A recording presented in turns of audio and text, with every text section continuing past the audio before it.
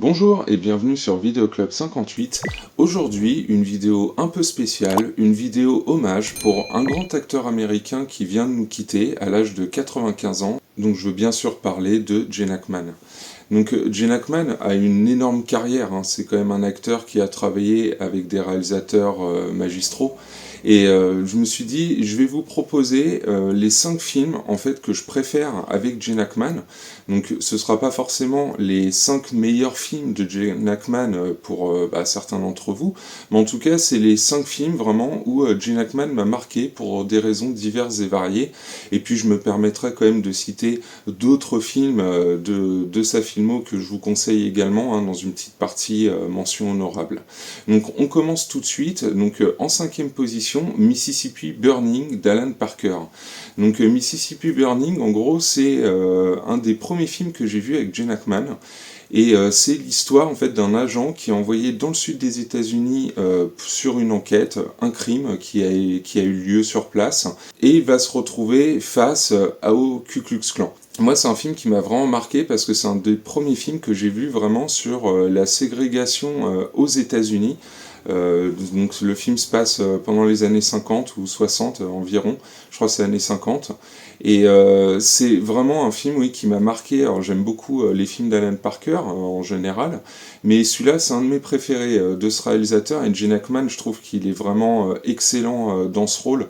On sent vraiment comment que le personnage vraiment s'implique dans cette enquête, et on est comme lui en fait, on a envie de découvrir le fin mot de l'histoire. Et Mississippi Burning en plus a cette ambiance propre justement au film qui se déroule dans le sud des États-Unis, que j'aime beaucoup.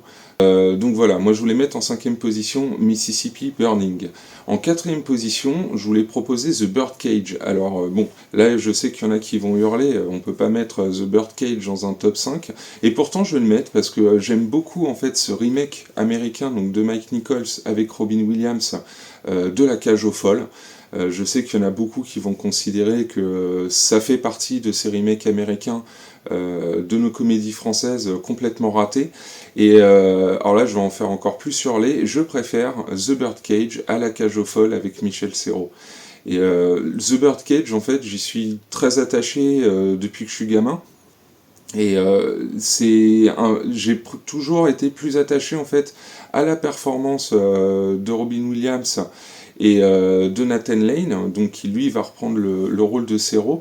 Et Gene Hackman, pourquoi je l'adore dans ce rôle en fait, c'est parce que là il va jouer donc dans un registre de comédie, ce qui arrive relativement peu dans sa carrière, hein, même s'il a travaillé avec Mel Brooks sur Frankenstein Jr.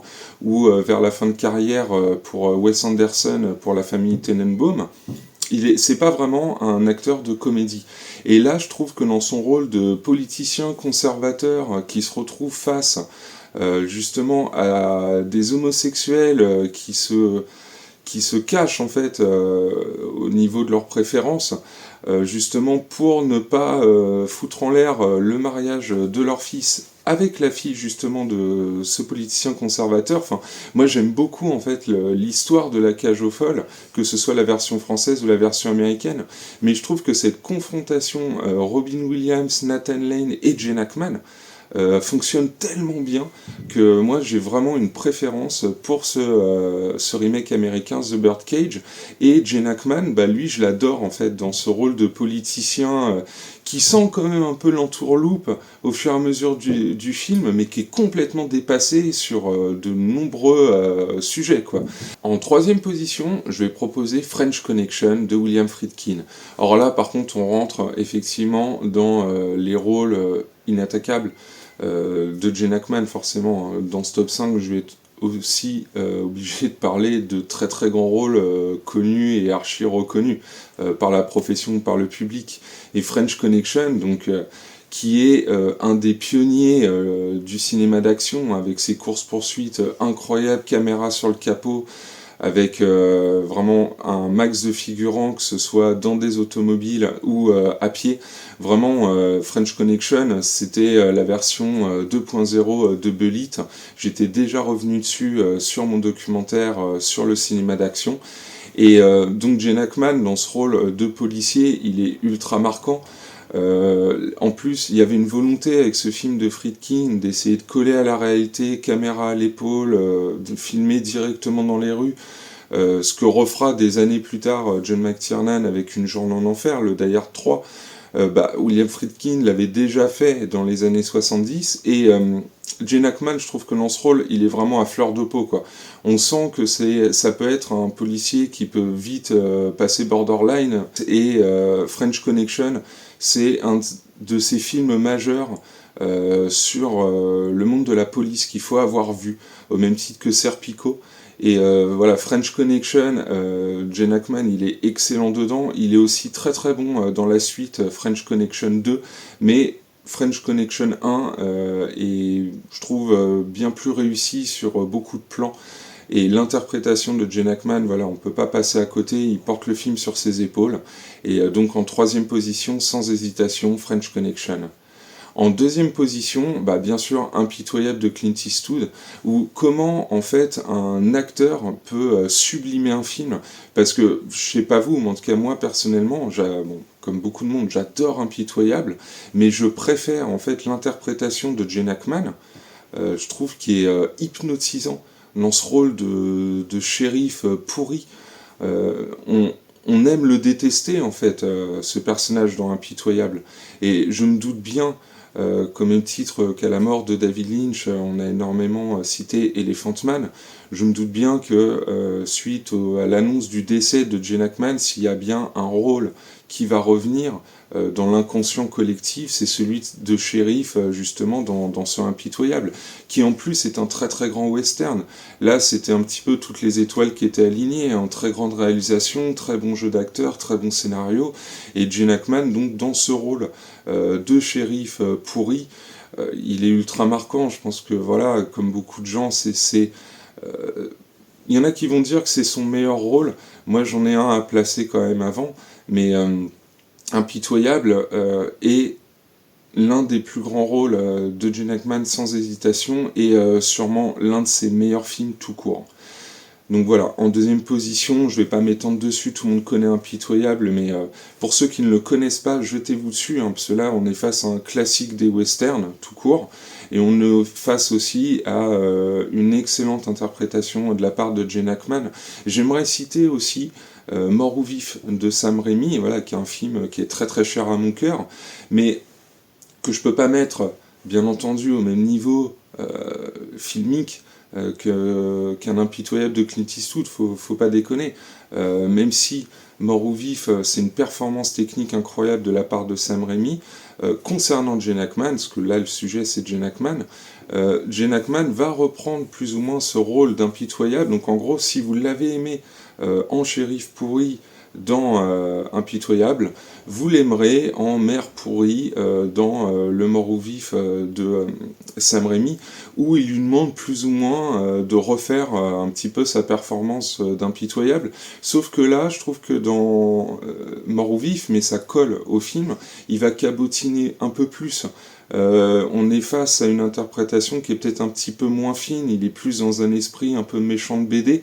Donc voilà, je voulais juste proposer ce film Mort ou Vif, si vous l'avez aimé dans Impitoyable en mode shérif, western, tout ça, je vous conseille également quand même Mort ou Vif de Sam Raimi. Au niveau des mentions honorables, donc je vais quand même vous parler de La Firme, donc d'Alan J. Pakula, où il se retrouve justement dans un cabinet d'avocats complètement véreux face à Tom Cruise. Là, c'était un très très bon rôle.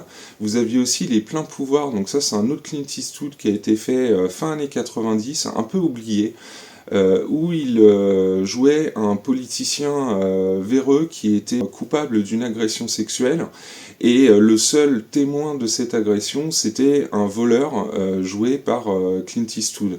Donc une deuxième confrontation Clint Eastwood, Gene Hackman, justement dans ce film Les Pleins Pouvoirs. Dans les années 70, il y a aussi L'aventure du Poséidon, donc qui est un film catastrophe en pleine mouvance justement de ce type de film qu'il y a eu dans cette période, hein, avec La Tour Infernale entre autres. Donc L'aventure du Poséidon, voilà, il y a eu un remake avec Kurt Russell qui est très très sympa aussi, que je vous recommande. Mais c'est voilà, un des gros films également de Gene Hackman des années 70. Je suis obligé de citer bien entendu Superman de Richard Donner, où il jouait un Lex Luthor inoubliable. Après, je trouve que c'est pas sa meilleure performance, hein, clairement, son rôle de Lex Luthor, hein, quel que soit le Superman dans lequel il est apparu. Je préférais peut-être même l'interprétation de Kevin Spacey, en fait, dans Superman Returns. Pour moi, jusqu'à maintenant, c'est peut-être lui, mon Lex Luthor préféré. Mais bon, voilà, Superman fait partie des grands films de la filmo de Gene Hackman, hein, que ce soit en termes de succès, ou justement de connaissances populaires du titre, mais c'est pas une de mes performances préférées de Gene Hackman, mais bon, je suis quand même obligé de citer Superman de Richard Donner, ça me paraît évident. Par contre, ce que je peux vous citer, c'est le Suspicion de Stephen Hopkins, donc qui lui est un film un peu oublié, je crois que c'est fin années 90 aussi, qui est un remake en fait de Garde à vue, le super film avec Lino Ventura et Michel Serrault. Et là, Gene Hackman, en fait, il reprend le rôle donc tenu par Michel Serrault. Alors non, là par contre, le remake, je le considère pas supérieur du tout au film français. Par contre, je trouve que la performance de Gene Hackman est tout aussi bonne que celle de Michel Serrault dans la version originale. Et voilà, c'est un film, je pense, qui est un peu oublié dans sa filmo, que je voulais quand même citer rapidement ici. Donc Suspicion de Stephen Hopkins, hein, le réalisateur de Predator 2, entre autres, hein, qui se lançait du coup dans un autre type de film. On pourrait citer également Retour vers l'enfer dans ses mentions honorables, qui est un film plus typé actionneur série B, donc un vétéran qui va engager des mercenaires afin de libérer son fils, toujours prisonnier dans un camp vietnamien. Donc vraiment on est dans un scénario de série B, mais ça c'est un film très réjouissant, hein. C'est un petit peu petit plaisir coupable, où Gene Hackman voilà, va être à la tête de ces mercenaires et va se joindre aussi à l'opération de récupération de son fils. Et je trouve que c'est un film où on s'attache beaucoup en fait au crew qui est mis en place, et non vraiment c'est un film que je conseille. Donc maintenant qu'on a terminé les mentions honorables, bon, bah, je vais vous dire mon rôle préféré de Gene Hackman, et c'est celui de Conversation secrète de Francis Ford Coppola. Donc un très grand film, hein, qui a eu la Palme d'Or. Gene Hackman a reçu un Oscar pour ce rôle, au même titre que son rôle de shérif d'Impitoyable. Donc là, c'est vraiment mon rôle préféré avec Gene Hackman, où il va jouer justement un spécialiste des écoutes, qui va tomber justement sur une conversation qu'il n'aurait pas dû entendre, et tomber dans un engrenage de plus en plus important. Et c'est un personnage voilà, qui est féru de jazz, qui est très mutique, qui parle peu finalement, mais qui est vraiment dans son monde et qui va évoluer jusqu'à devenir complètement paranoïaque dans la dernière partie du film. Je trouve que c'est un film qui est très lent, de Francis Ford Coppola, mais qui est très maîtrisé en même temps, et la performance de Gene Hackman, là clairement, pour moi c'est son meilleur rôle. On s'attache à ce personnage complètement, et vraiment il est de tous les plans en fait, Gene Hackman dans ce film, et je trouve que Coppola vraiment le dirige extrêmement bien.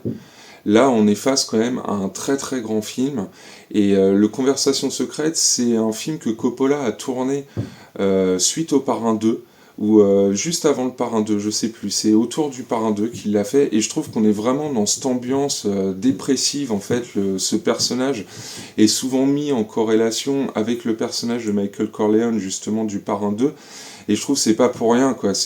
Il fait vraiment des choix qui vont l'amener de toute façon à avoir des conséquences sur sa vie qui peuvent être que néfastes. Donc je voulais mettre absolument en première position Conversation secrète de Francis Ford Coppola, qui pour moi est le meilleur rôle de Gene Hackman. N'hésitez pas à me dire en commentaire les films que vous adorez avec Gene Hackman, hein, parce qu'il y en a plein d'autres qui ont pu vous marquer, hein, vu qu'il a quand même tourné des années 60. Il a pris sa retraite en 2004, donc il y a une vingtaine d'années, donc il y a quand même une quarantaine d'années de carrière, et 2 Oscars, X Golden Globe, et je pense qu'il y a aussi des films que je n'ai pas cités qui ont pu vous marquer, comme Raids ou L'Épouvantail par exemple. Donc en tout cas, merci beaucoup d'avoir suivi cette vidéo. J'espère que ça vous donnera envie de découvrir des films avec Gene Hackman, et je vous dis à très bientôt pour de nouveaux films.